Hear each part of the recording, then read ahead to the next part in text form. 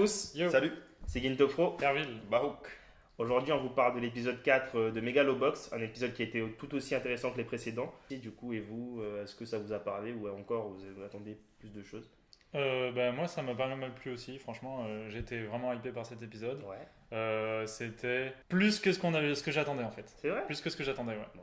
Et toi, du coup, Aussi, épisode intéressant et puis qui a confirmé certaines choses, démenti d'autres choses, qui donne vraiment une direction pour la suite, pour ce qui est à C'est venir. vrai, quoi. ouais. bon, ça c'est super. Du coup, là, on va discuter concrètement des thématiques qui sont abordées, notamment la thématique de la violence, la thématique de la montée en puissance de notre héros, qui devient de plus en plus populaire, La reconnaissance. et la reconnaissance du public. On peut commencer par la violence, je pense, parce que directement, on commence par un combat Ouais. dans cet épisode. On voit directement que l'arbitre porte un casque, un équipement. Les combats sont hyper violents et que l'arbitre peut se prendre des coups. C'est vrai que une certaine violence déjà qui peut être ressentie par le fait que les gens cherchent à se protéger. Déjà, ouais, c'est vrai. La violence surtout du fait qu'il est totalement désavantagé et par rapport à son ennemi, parce qu'on pensait qu'il allait s'équiper d'un exo, mais on l'a vu dans le précédent épisode que l'exo était fichu. Et du coup là il arrive en mode sans gearless, sans exo. Gearless Joe.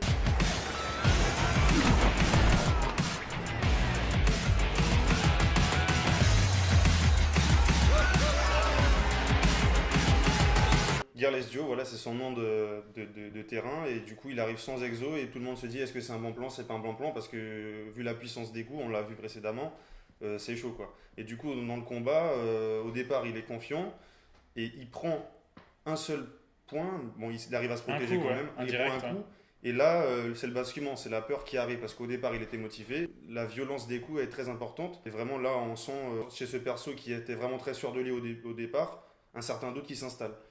C'est Là, la première fois qu'on le voit douter vraiment. En Ah, plus. c'est surtout voilà. que c'est son premier vrai combat hors des combats truqués. C'est ça. Et donc forcément, le personnage est un petit peu pris de court. C'est ça. C'est-à-dire que jusqu'à maintenant, à part contre son combat contre Yuri, il est un petit peu surpris là de se dire bon ben voilà, là c'est du concret, ça tape fort, j'ai pas d'exo.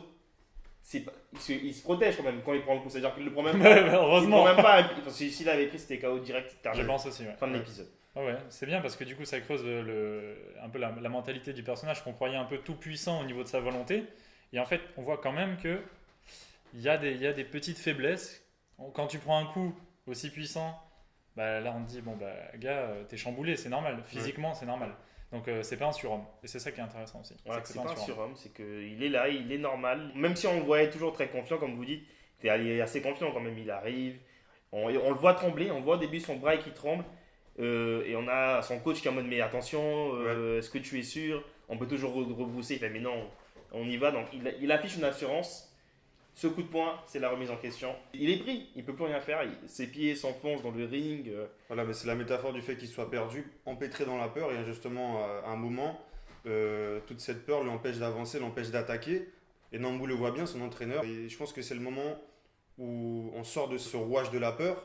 C'est quand Sachio, qui crée le lien entre l'entraîneur et Gearless Joe, mais les ramène à la raison, il verse le verre d'eau sur sa tête Voilà. pour lui dire calmez-vous. Et Il a refroidi les esprits. Voilà, il a refroidi les esprits, on est une équipe et il faut qu'on se concentre sur le match et qu'on se concerte pour voir qu'est-ce qu'on fait, tu vois, ensemble. Et là, il reprend confiance en lui et là, on sent un nouveau souffle dans l'épisode. Et moi, je trouve que cette animation, la mise en place dramatique est bien amenée, avec la musique aussi qui est très cool. Comme d'habitude. Ouais. Voilà, qui est comme d'habitude, et après ça s'enchaîne, mais du coup il y a cette thématique de la violence au départ qui est là pour marquer le fait que bien qu'il soit un boxeur, bien qu'il n'ait pas d'exo, il peut compter toujours sur ce qu'il sait faire, la boxe. Ouais, et puis justement, en fait, pour réussir à gagner et à battre son adversaire, il doit aussi du coup se faire violence à lui-même. C'est ça. D'abord se battre lui-même. Il d'abord doit se faire vaincre sa violence peur. à lui-même pour vaincre sa peur. Il le dit, hein, Nambu, Ouais. c'est normal d'avoir peur, mais la volonté du boxeur, enfin du combattant, par extension, c'est justement de vaincre cette peur par sa volonté avec la puissance de son esprit, et après incarner cette puissance de son esprit dans ses coups, dont le dernier, séché quoi, KO direct. Ah oui.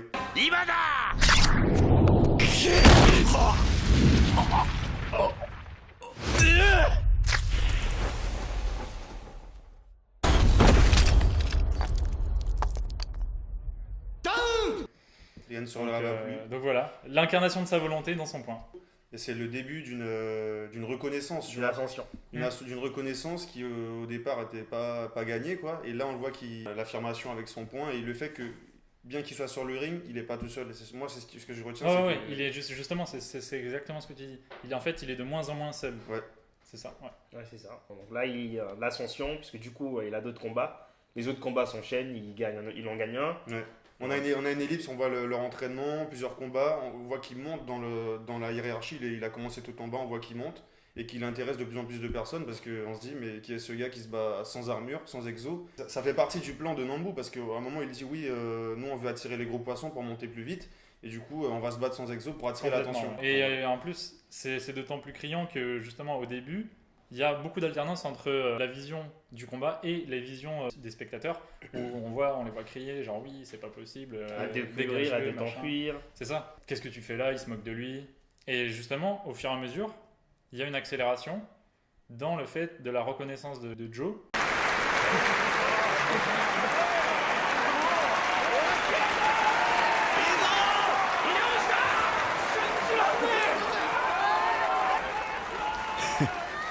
Quand il a accepté de travailler dans un groupe, quoi. C'est ça. Il y a toute une équipe derrière. Complètement, ouais. Et ça, faut pas l'oublier, je pense. Ce qui est intéressant, c'est que du coup, il attire même l'attention de la présidente. La présidente qui remarque que du coup, cette personne qu'elle avait rencontrée au détour, je ne sais pas, Sur un pont. finalement revient dans sa vie. Et donc peut-être qu'elle commence déjà à percevoir que avec cette ascension, peut-être que ça va aussi accélérer certaines choses, notamment le fameux combat tant attendu contre Yuri, quoi. Ce que j'ai trouvé vraiment C'est intéressant. vrai, peut-être que du coup c'est ça le vrai gros poisson qu'ils ont ferré dans cet épisode. Avec Pour être parmi les 4 choisis. Voilà, pour Déjà.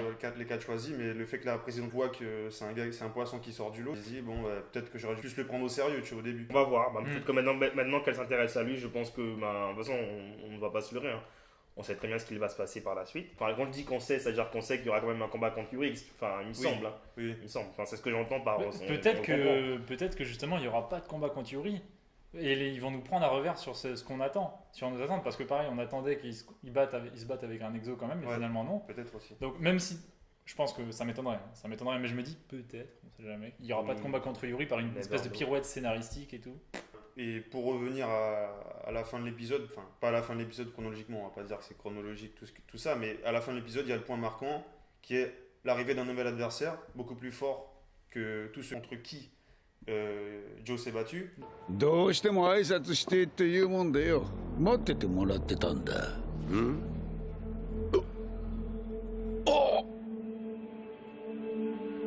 おめを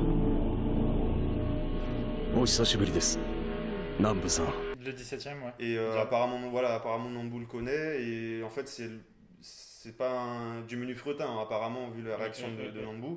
Et là je pense qu'on va vraiment rentrer dans le dur quoi, c'est l'ascension et puis après les vrais challengers qui sont là pour Les vrais obstacles. Ouais. entraver le chemin de Joe parce qu'il a un talent naturel, ça se voit, tu vois, on l'a vu dans plusieurs épisodes, mais là il va être vraiment confronté à des ennemis beaucoup plus coriaces, on va dire. Du coup, notre numéro 17, qui semble d'ailleurs être une des connaissances de Nanbu, Ouais. on va donc voir, on est impatient. On vous en parle très rapidement dans l'épisode 5 de Megalobox. Merci de nous avoir suivis. Si vous avez des choses à rajouter, n'hésitez pas à le faire en commentaire. Bon, dites-nous ce que vous avez pensé de l'épisode. Sinon, lâchez un petit like, un petit commentaire. Et on se retrouve très rapidement pour toujours plus de vidéos. Allez, au revoir. À plus. Salut.